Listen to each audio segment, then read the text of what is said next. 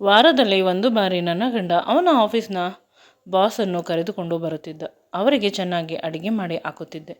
ಇಂದು ನನ್ನ ಗಂಡ ಚೆನ್ನಾಗಿ ತಿಂದು ಕುಡಿದು ಮಲಗಿದ್ದಾನೆ. ಅವನಿಗೆ ಪ್ರಜ್ಞೆ ಇಲ್ಲ. ಆದರೆ ಅವರ ಬಾಸ್ ಅವನಿಗೆ ಇರುವ ಅಲ್ಪ ಸ್ವಲ್ಪ ಪ್ರಜ್ಞೆಯಲ್ಲಿ ನನ್ನನ್ನು ಗಟ್ಟಿಯಾಗಿ ತಬ್ಬಿಕೊಂಡು, ನೀನೆಂದರೆ ತುಂಬ ಇಷ್ಟ, ಇಷ್ಟೊಂದು ಸುಂದರವಾಗಿ ಇದ್ದೀಯಾ, ಇವನ ಜೊತೆ ನಲಗಿ ಹೋಗುತ್ತಿದ್ದೀಯಾ, ಬಾ ಅಂತ ನನ್ನನ್ನು ಹೇಳಿದ. ನನಗೂ ಕೂಡ ಅವನೆಂದರೆ ತುಂಬ ಆಸೆ ಇತ್ತು. ಪ್ರತಿ ಸಲ ಅಂದುಕೊಳ್ಳುತ್ತಿದ್ದೆ, ನಾನು ನನ್ನ ಗಂಡನಿಗಿಂತ ಹೆಚ್ಚಾಗಿ ಇವನ ಜೊತೆ ಮದುವೆ ಆಗಿದ್ದರೆ ಹೇಗಿರುತ್ತಿತ್ತು ಅಂತ ಆಸೆ ಆಗುತ್ತಿತ್ತು. ಅವನು ನನ್ನ ಶೀಲವನ್ನು ದೋಚಿದ. ಆದರೆ ಎಚ್ಚರವಾದಾಗ ಇದನ್ನೆಲ್ಲ ನನ್ನ ಗಂಡ ನೋಡಿ ಮಾಡಿದ ಕೆಲಸವನ್ನು ನಾನು ಬೆಚ್ಚಿದೆ. ನನ್ನ ಹೆಸರು ಮಾಲತಿ. ತುಂಬ ಮುದ್ದಾಗಿ ಸಾಕಿದ್ದಾರೆ. ನನಗೆ ಇಬ್ಬರು ಅಣ್ಣಂದಿರು ಇದ್ದಾರೆ. ಅವರು ಡಿಗ್ರಿ ಮಾಡುತ್ತಿದ್ದಾರೆ. ನಾನು SSLC ಓದುತ್ತಿದ್ದೇನೆ. ನೋಡಲು ಸುಂದರವಾಗಿ ಇದ್ದೇನೆ. ಅದಕ್ಕಾಗಿ ಅಪ್ಪ ಪ್ರತಿ ಬಾರಿ ನನ್ನ ಜೊತೆ ಸ್ಕೂಲ್ಗೆ ಬರುತ್ತಾರೆ ಬಿಡಲು, ಪುನಃ ಸಂಜೆ ಕರೆದುಕೊಂಡು ಹೋಗಲು ಬರುತ್ತಾರೆ. ನನ್ನ ಬದುಕು ತುಂಬ ಸುಂದರವಾಗಿ ನಡೆಯುತ್ತಿದೆ. ನಾನು ತುಂಬ ಅದೃಷ್ಟವಂತೆ. ನನ್ನ ಬದುಕು ಸುಂದರವಾಗಿದೆ. ನಾನು ಪ್ರತಿ ಬಾರಿಯೂ ಈ ಅಪ್ಪ ಅಮ್ಮನ ಹೊಟ್ಟೆಯಲ್ಲೇ ಉಡಬೇಕು, ಅಣ್ಣಂದಿರು ಇದೇ ರೀತಿ ಇರಬೇಕು ಅಂತ ಅಂದುಕೊಳ್ಳುತ್ತಿದ್ದೆ. ಆದರೆ ದೇವರಿಗೂ ಮತ್ತು ನಂಟರಿಗಳಿಗೂ ನಮ್ಮ ಮೇಲೆ ಪ್ರೀತಿ ಕಡಿಮೆ ಆಯಿತು ಅಂತ ಅನಿಸುತ್ತದೆ. ಸಡನ್ನಾಗಿ ನಮ್ಮ ಮನೆಯಲ್ಲಿ ಒಂದು ಬಿರುಗಾಳಿ ಎಬ್ಬಿತು. ಅದೇನೆಂದರೆ, ಅಪ್ಪನಿಗೆ ಬೇರೆ ಊರಿಗೆ ಟ್ರಾನ್ಸ್ಫರ್ ಆಗಿ ಹೋಯಿತು. ಅದಕ್ಕಾಗಿ ಕೆಲಸಕ್ಕೆ ಅವರು ದೂರದ ಊರಿಗೆ ಹೋದರು. ಅಮ್ಮ ಕೂಡ ಅವರ ಜೊತೆ ಹೋದರು. ನಾನು SSLC ಮುಗಿಸುವುದು ಇನ್ನೂ 6 ತಿಂಗಳು ಸಮಯಾವಕಾಶ ಇತ್ತು. ಅದಕ್ಕಾಗಿ ನನ್ನನ್ನು ಇಲ್ಲಿ ಬಿಟ್ಟು ಹೋದರು. ಆದರೆ ಇಲ್ಲಿ ಹೇಗೆ ಇರುತ್ತೇನೆ ಅನ್ನುವುದು ದೊಡ್ಡ ಸಮಸ್ಯೆ. ಅಣ್ಣಂದಿರಿಗೂ ಅಡುಗೆ ಮನೆಯಲ್ಲಿ ಏನು ಮಾಡಲು ಬರುವುದಿಲ್ಲ, ನನಗೂ ಕೂಡ ಬರುವುದಿಲ್ಲ. ಚಿಕ್ಕಪ್ಪ ಚಿಕ್ಕಮ್ಮ ನೋಡಿಕೊಳ್ಳುತ್ತಿದ್ದುದು ಅಷ್ಟರಲ್ಲಿ ಅಷ್ಟೇ. ನಾನು ಫೋನಿನಲ್ಲಿ ಅಡುಗೆಯ ವಿಡಿಯೋಗಳನ್ನು ನೋಡಿ ಅಲ್ಪ ಸ್ವಲ್ಪ ಅಡುಗೆ ಮಾಡಲು ಆರಂಭಿಸಿದೆ. SSLCಯಲ್ಲಿ ಸರಿಯಾಗಿ ಓದಲು ಆಗುತ್ತಿರಲಿಲ್ಲ. ತುಂಬ ಕಷ್ಟವಾಗುತ್ತಿತ್ತು. ಆದರೆ ಹೊಟ್ಟೆಗೆ ಊಟ ಬೇಕು. ಎಷ್ಟು ದಿನ ಹೋಟೆಲ್ ಊಟ ತಿನ್ನುವುದು? ಸಾಧ್ಯವೇ ಇಲ್ಲ. ನನಗೆ ಗ್ಯಾಸ್ಟ್ರಿಕ್, ಹೋಟೆಲ್ ಊಟ ಆಗುವುದಿಲ್ಲ. ಅಮ್ಮ ಇಲ್ಲಿ ಇರೋಣ ಅಂದರೆ ಸಾಧ್ಯವಿಲ್ಲ. ಅಪ್ಪನನ್ನು ನೋಡಿಕೊಳ್ಳಲು ಒಬ್ಬರು ಇರಬೇಕು. ಅಪ್ಪನ ಜೊತೆ ಅಮ್ಮ ಇರುತ್ತಾಳೆ ಸದಾ. ಅಪ್ಪನಿಗೆ ಒಂದು ಲೋಟ ನೀರು ತೆಗೆದುಕೊಂಡು ಕುಡಿಯುವುದು ಕೂಡ ಕಷ್ಟ. ಅದಕ್ಕಾಗಿ ಅಮ್ಮ ಅವರ ಜೊತೆ ಇರುತ್ತಾರೆ. ಮಕ್ಕಳಾದರೆ ಚಿಕ್ಕವರು ಕಲಿತುಕೊಳ್ಳುತ್ತಾರೆ. ಅಕಸ್ಮಾತ್ ಗಂಡನಿಗೆ ಏನಾದರೂ ಆದರೆ ಅನ್ನುವ ಭಯ. ನನ್ನ ಆಸೆ ಕೂಡ ಅದೇ ಆಗಿತ್ತು. ನನಗೆ ಅಪ್ಪ ಎಂದರೆ ತುಂಬ ಇಷ್ಟ. ಅವರು ಅಮ್ಮನನ್ನು ತುಂಬ ಚೆನ್ನಾಗಿ ನೋಡಿಕೊಳ್ಳಲಿ ಅನ್ನುವುದಾಗಿತ್ತು. ಬದುಕು ತುಂಬ ಸುಂದರವಾಗಿತ್ತು ಅಂತ ಅಂದುಕೊಳ್ಳಬೇಕಾದಾಗಲೇ ಸಮಸ್ಯೆಗಳು. ನನ್ನ ಗೆಳತಿಯರು ಚೆನ್ನಾಗಿ ಓದುವ ಕಡೆ ಗಮನ ಹರಿಸಿದರೆ, ನಾನು ಅಡುಗೆ ಮಾಡುವುದು, ಮನೆಯನ್ನು ಕ್ಲೀನ್ ಮಾಡುವುದು, ಇದರ ಕಡೆ ಗಮನ ಹರಿಸಬೇಕು. ಅಳು ಬರುತ್ತಿತ್ತು ಒಮ್ಮೊಮ್ಮೆ. ಅಣ್ಣಂದಿರು ಕೂಡ ಅವರ ನಿಜವಾದ ಬಣ್ಣ ತೋರಿಸುತ್ತಿದ್ದಾರೆ. ಅಪ್ಪ ಅಮ್ಮ ಇದ್ದಿದ್ದರೆ ಈ ರೀತಿ ನೋಡಿಕೊಳ್ಳುತ್ತಿದ್ದರು, ಆ ರೀತಿ ನೋಡಿಕೊಳ್ಳುತ್ತಿದ್ದರು. ತಂಗಿಯಾಗಿ ನೀನು ನನ್ನನ್ನು ಚೆನ್ನಾಗಿ ನೋಡಿಕೊಳ್ಳುತ್ತಿಲ್ಲ ಅಂತ ಅವರು ಅಪ್ಪನ ರೀತಿ ಒಂದು ಚಿಕ್ಕ ಚಿಕ್ಕ ಕೆಲಸವೂ ಕೂಡ ಮಾಡುವುದಿಲ್ಲ. ನನಗೆ ದಿಕ್ಕು ತೋಚದ ಹಾಗೆ ಆಗಿದೆ. ಅಮ್ಮನಿಗೆ ಹೇಳಿದೆ, ನಾನು ನಿನ್ನ ಜೊತೆ ಬಂದು ಬಿಡುತ್ತೇನೆ ಅಂತ. ಆದರೆ ಅವಳು ಅಣ್ಣಂದಿರನ್ನು ನೋಡಿಕೊಂಡು ನೀನು ಇರಬೇಕು, ನೀನಿಲ್ಲದೆ ಇನ್ಯಾರೋ ಇರುತ್ತಾರೆ, ಅವರನ್ನು ನೋಡಿಕೊಳ್ಳುತ್ತಾರೆ ಅನ್ನುವ ಮಾತನ್ನು ಆಡುತ್ತಾರೆ. ನನಗೆ ತುಂಬ ಕಷ್ಟವಾಗುತ್ತಿದೆ. ಇಂದು 2ನೇ ಅಣ್ಣ ನನಗೆ ಹೊಡೆದೇ ಬಿಟ್ಟ. ಅವನು ಹೊಡೆದಿದ್ದಕ್ಕೆ ಹಣೆಯಿಂದ ರಕ್ತ ಬರುತ್ತಿತ್ತು. ಕೋಪದಿಂದ ಅವನ ಕೈಯಲ್ಲಿದ್ದ ಫೋನನ್ನು ಎಸೆದ. ಅದು ನನ್ನ ಹಣೆಯ ಮೇಲೆ ಬಿದ್ದಿದ್ದು. ಅಮ್ಮ ಹೋದ ಮೇಲೆ ಅವನಿಗೆ ತುಂಬ ಕೋಪ. ಇಲ್ಲಿ ಇರಲು ನನಗೆ ಸಾಧ್ಯವಾಗುತ್ತಿಲ್ಲ. ಈ ಸಮಯದಲ್ಲಿ ನನ್ನ ಗೆಳತಿಯ ಅಮ್ಮ ಶಾಂತಿ ಆಂಟಿ ತುಂಬ ಸಹಾಯ ಮಾಡುತ್ತಿದ್ದರು. ಅಲ್ಲಲ್ಲೇ ಸಾರುಗಳನ್ನು ಗೊಜ್ಜುಗಳನ್ನು ಕೊಟ್ಟು ಹೋಗುತ್ತಿದ್ದರು. ಅನ್ನ, ಮುದ್ದೆ, ಚಪಾತಿ ನೀನು ಮಾಡಿಕೊ ಮಗು ಅಂತ. ಇವರು ಸಿಕ್ಕಿದ ಮೇಲೆ ನನಗೆ ಓದಲು ಸ್ವಲ್ಪ ಸಹಾಯವಾಯಿತು. ಆದರೆ ಮೊದಲು ಎಲ್ಲ ಚೆನ್ನಾಗಿರುತ್ತದೆ, ನಂತರ ಬೇಸರವಾಗುತ್ತದೆ. ಅವರು ಕೂಡ ತರಕಾರಿ ಏನೆಲ್ಲ ತರಬೇಕು, ಮಸಾಲೆ ಹಾಕಬೇಕು, ಅದಕ್ಕೆಲ್ಲ ದುಡ್ಡು ಬೇಕು ಅಂತ. ಆದರೆ ನನ್ನ ಅಮ್ಮ ದುಡ್ಡು ಕೊಡಲು ಒಪ್ಪಿದರೂ ಕೂಡ ಅಪ್ಪ ಕಂಜೂಸ್, ಒಪ್ಪಲಿಲ್ಲ. ಅವರು ಮನೆಯಲ್ಲಿ ಯಾರೂ ಇಲ್ಲದೆ ಇದ್ದಾಗ ನಾವು ಅಡುಗೆ ಮಾಡಿ ಕಳಿಸುತ್ತಿದ್ದೆವು. ಅವರು ಊರಿಗೆ ಹೋದಾಗ ಈಗ ಅವರು ಕೊಡಲಿ ಅಂತ ಅಪ್ಪ. ನೀವು 1 ದಿನ 2 ದಿನ ಕೊಡುತ್ತಿದ್ದೀರಿ, ಆದರೆ ಅವರು ತಿಂಗಳಗಟ್ಟಲೆ ಕೊಡಬೇಕು. ನಮಗೆ ಮರ್ಯಾದೆ ಇರುವುದಿಲ್ಲ ಅಂದರೂ ಕೂಡ ಅವರು ದುಡ್ಡು ಕಳಿಸಿಲ್ಲ. ಆದರೆ ನಾನು ನನ್ನ ಪಾಕೆಟ್ ಮನಿಯಲ್ಲಿ ಸ್ವಲ್ಪ ಆಂಟಿಗೆ ಕೊಟ್ಟೆ. ಆಂಟಿ ಮುಜುಗರದಿಂದಲೇ ತೆಗೆದುಕೊಂಡರು. ಒಂದೇ ಒಂದು ಬಾರಿ ಬೇಡ ಅಂತ ಹೇಳಿದರು ಅಷ್ಟೆ. ಆದರೆ ಅವರಿಗೂ ಕೂಡ ದುಡ್ಡಿನ ಅವಶ್ಯಕತೆ ಇದೆ. ಅವರು ಸಾರು ಗೊಜ್ಜು ಕೊಡುವುದರಿಂದ ಎಕ್ಸಾಮ್ಗೆ ಓದಿಕೊಳ್ಳಲು ಸಹಾಯವಾಗುತ್ತಿದೆ. ಇನ್ನು ಸ್ವಲ್ಪ ದಿನ ಎಕ್ಸಾಮ್ ಆದ ಮೇಲೆ ಅಮ್ಮನ ಮನೆಗೆ ಅಮ್ಮನ ಜೊತೆ ಹೊರಟು ಹೋಗಬೇಕು ಅಂತ ಯೋಚಿಸುತ್ತಿದ್ದೆ. ನಾನು ಸ್ವಲ್ಪ ಎಲ್ಲ ಕೆಲಸ ಈಗಲೇ ಮಾಡುತ್ತಿರುವುದು. ಮನೆಯ ಸಂಪೂರ್ಣ ಜವಾಬ್ದಾರಿಯನ್ನು ತೆಗೆದುಕೊಂಡಿದ್ದೇನೆ. ಪ್ರತಿಯೊಬ್ಬರೂ ಕೂಡ ತುಂಬ ಖುಷಿ ಪಡುತ್ತಿದ್ದಾರೆ. ಇನ್ನು ಕೆಲವರು ಹೊಟ್ಟೆ ಉರಿ ಪಡುತ್ತಿದ್ದಾರೆ. ಎಕ್ಸಾಮ್ ಕೂಡ ಹಾಗೆ ಹೋಯಿತು. ಚೆನ್ನಾಗಿ ಬರೆದಿದ್ದೇನೆ. ಒಳ್ಳೆಯ ಅಂಕ ಬರುತ್ತದೆ. ಏಕೆಂದರೆ ತುಂಬ ಸೀರಿಯಸ್ ಆಗಿ ಓದಿದೆ. ಕಂಫರ್ಟ್ ಝೋನಿಂದ ಹೊರಬಂದೆ. ಅಮ್ಮ ಇಲ್ಲದೆ ಇದ್ದಿದ್ದರಿಂದ ಈ ಬಾರಿ ಅಮ್ಮ ಬಂದಾಗ ಕೇಳಿದೆ. ಆದರೆ ಅಮ್ಮ ಅಣ್ಣಂದಿರನ್ನು ನೋಡಿಕೊಂಡು ಅಲ್ಲೇ ಇದ್ದು ಬಿಡು ಅಂತ ಹೇಳಿದಳು. ನನಗೆ ತುಂಬ ದುಃಖವಾಯಿತು. ಇದುವರೆಗೂ ನಾನು ತುಂಬ ಖುಷಿಯಲ್ಲಿದ್ದೆ. ಸ್ವಲ್ಪ ದಿನ ಕಷ್ಟ, ಆನಂತರ ಸರಿ ಹೋಗುತ್ತದೆ ಅಂತ. ಆದರೆ ಈಗ ಸಮಯ ಇನ್ನೂ ಜಾಸ್ತಿ ತೆಗೆದುಕೊಳ್ಳುತ್ತಿದೆ. ನಾನು ನನ್ನ ಪೇರೆಂಟ್ಸ್ ಬಳಿ ಹೋಗಲು ಅಣ್ಣಂದಿರ ಸಹವಾಸ ಬೇಡ ಅಂತ ಅನಿಸುತ್ತಿತ್ತು. ಆದರೆ ಅಪ್ಪ ಅಮ್ಮ ಇಬ್ಬರು ಕೇವಲ ಅವರ ಸ್ವಾರ್ಥಕ್ಕೆ ನನ್ನನ್ನು ಬಳಸಿಕೊಳ್ಳುತ್ತಾರೆ. ಅಡುಗೆ ಮಾಡಲು, ಅವರ ಬಟ್ಟೆ ಒಗೆಯಲು, ಮನೆಯನ್ನು ಕ್ಲೀನಾಗಿ ಇಟ್ಟುಕೊಳ್ಳಲು ಅವರ ಚಾಕರಿ ಮಾಡಿದರೆ ಸಾಕು. ನನಗೆ ಅವರ ಚಾಕರಿ ಮಾಡಿ ಮಾಡಿ ಸಾಕಾಗಿ ಹೋಗಿದೆ. ಈ ಕಷ್ಟದಿಂದ ನನ್ನನ್ನು ಪಾರು ಮಾಡಿದ್ದು ರವಿ. ರವಿ ನನಗಿಂತ 2 ವರ್ಷ ದೊಡ್ಡವನು. ನಾನು ಓದುವ ಕಾಲೇಜಿನಲ್ಲಿ ಓದುವುದು. 10th ಒಳ್ಳೆಯ ಅಂಕ ಬಂತು. ಅದರ ಫಲವಾಗಿ ಕಾಲೇಜಿಗೆ ಸೇರಿಕೊಂಡೆ. ಅಲ್ಲಿ ರವಿಯ ಪರಿಚಯವಾಯಿತು. ರವಿ ಡಿಗ್ರಿ ಮಾಡುತ್ತಿದ್ದಾನೆ. ಆದರೆ ನನಗೆ ಅವನ ಕಡೆ ಆಕರ್ಷಣೆ. ಅವನಿಗೆ ಪ್ರತಿದಿನ ಕಾಲೇಜಿನಲ್ಲಿ ಕುಳಿತುಕೊಂಡು ನಾನು ಮಾತನಾಡಲೇಬೇಕು. ಕಡಿಮೆ ಅಂದರೆ ಅರ್ಧ ಗಂಟೆ. ಇನ್ನೂ ಚೆನ್ನಾಗಿ ಮಾತನಾಡಬೇಕು ಅಂದರೆ 1-2 ಗಂಟೆ ಆಗುತ್ತದೆ. ನಮ್ಮಿಬ್ಬರ ಆಸೆಗಳು ಆಕಾಂಕ್ಷೆಗಳು ಒಂದು ಕಡೆ. ಅಮ್ಮ ಅವಳ ಮನೆಗೆ ಕರೆದುಕೊಂಡು ಹೋಗಲಿಲ್ಲ ನನ್ನನ್ನು. ನಾನು ಇಲ್ಲಿ ಆಂಟಿಯ ಸಹಾಯದಿಂದ ಕಾಲೇಜಿಗೆ ಸೇರಿಕೊಂಡೆ. ಮೊದಲು ಭಯವಾಗುತ್ತಿತ್ತು. ನಂತರ ಎಲ್ಲರೂ ಒಳ್ಳೆಯವರೇ.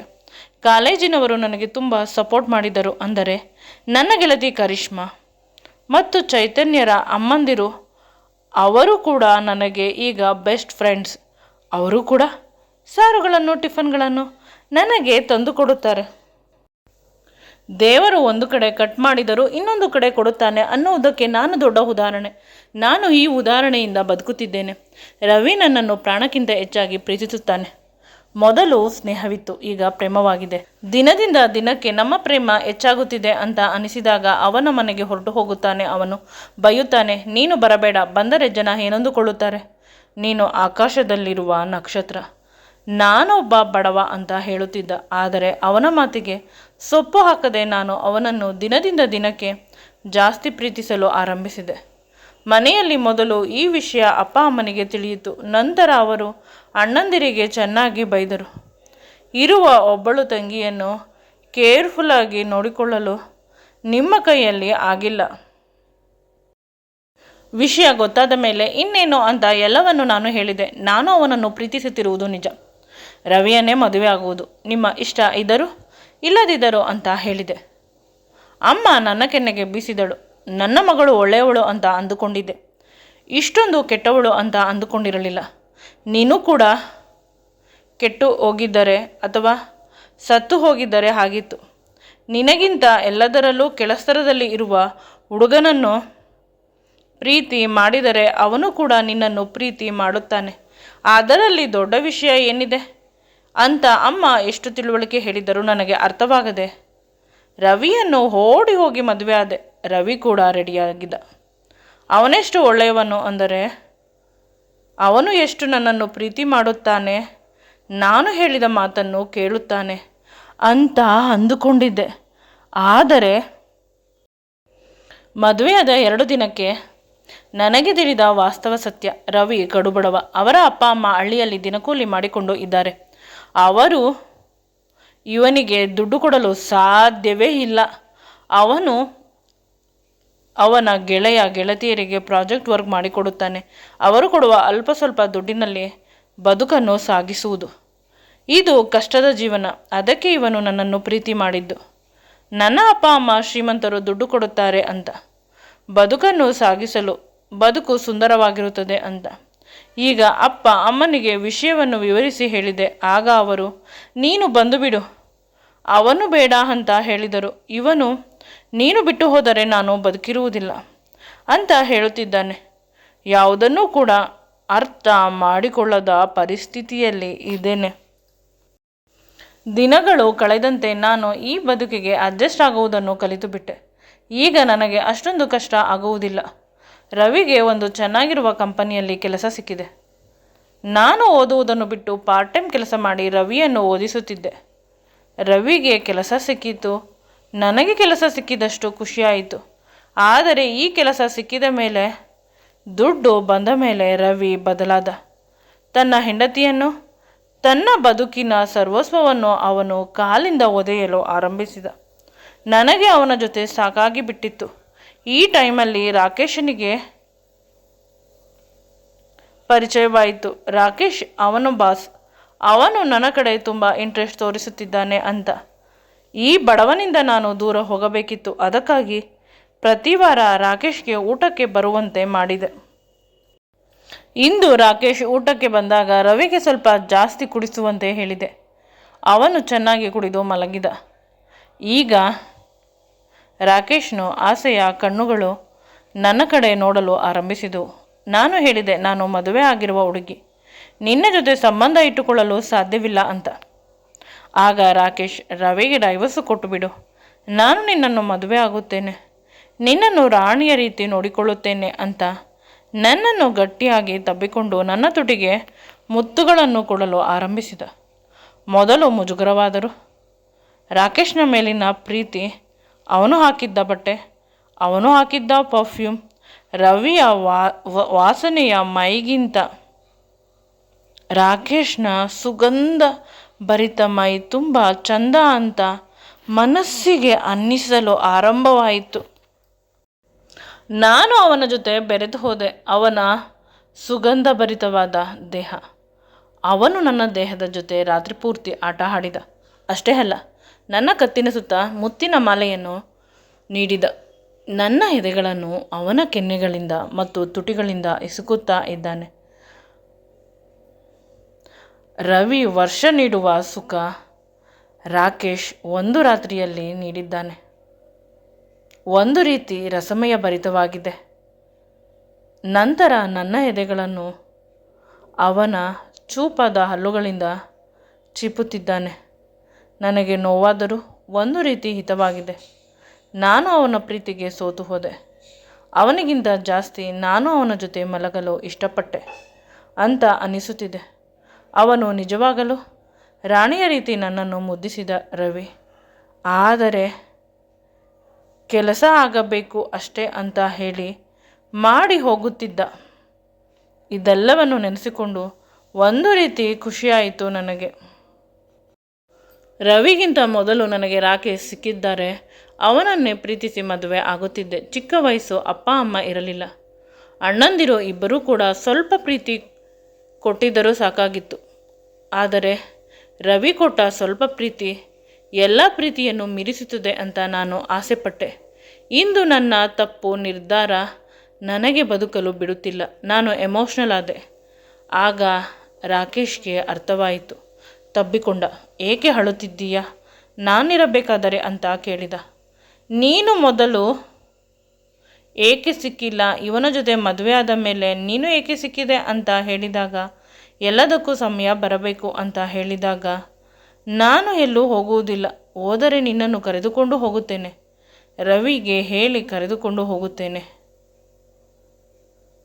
ಕೇವಲ ನಿನ್ನನ್ನು ಇಷ್ಟಪಡುತ್ತಿಲ್ಲ, ನೀನು ನನ್ನ ಸರ್ವಸ್ವ, ನನ್ನ ಪ್ರಾಣ.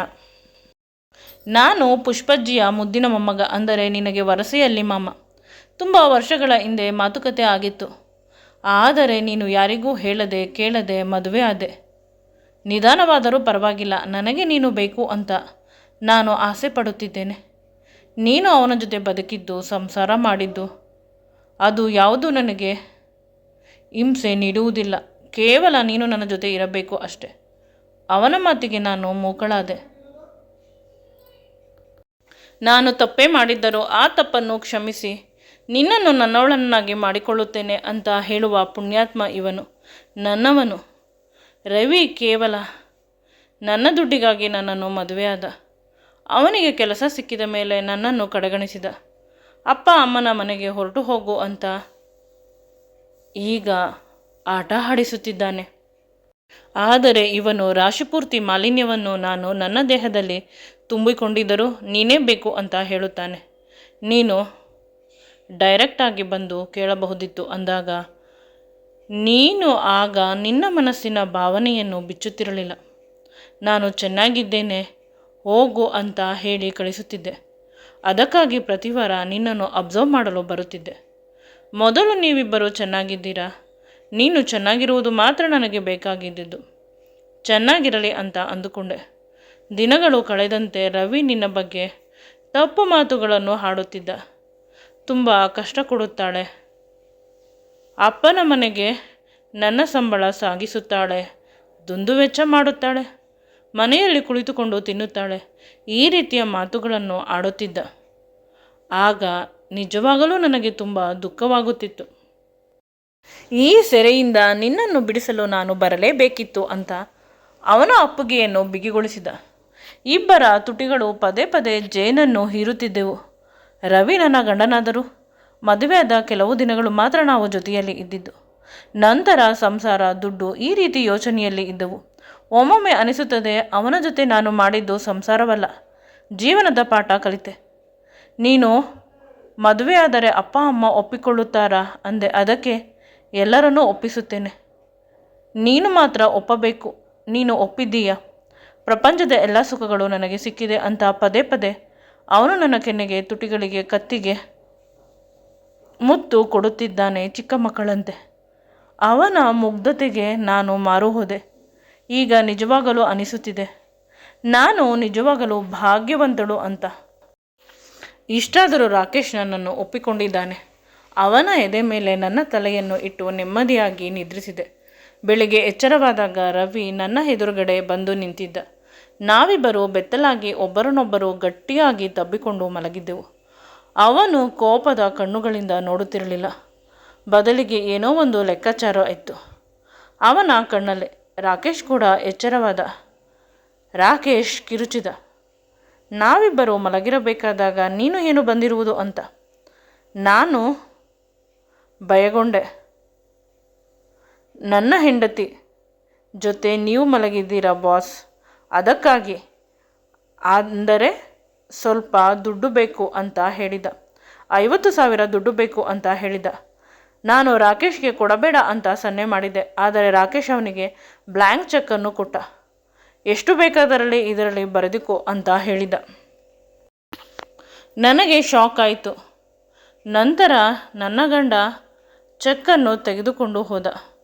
ನಾನು ಮತ್ತು ರಾಕೇಶ್ ಇಬ್ಬರು ಒಟ್ಟಿಗೆ ಸ್ನಾನ ಮಾಡಿ ರೆಡಿಯಾಗಿ ಅಪ್ಪ ಅಮ್ಮನ ಮನೆಗೆ ಹೋದೆವು. ಅಮ್ಮ ಮೊದಲು ಜಗಳ ಮಾಡಿದಳು, ಅತ್ತಿದಳು.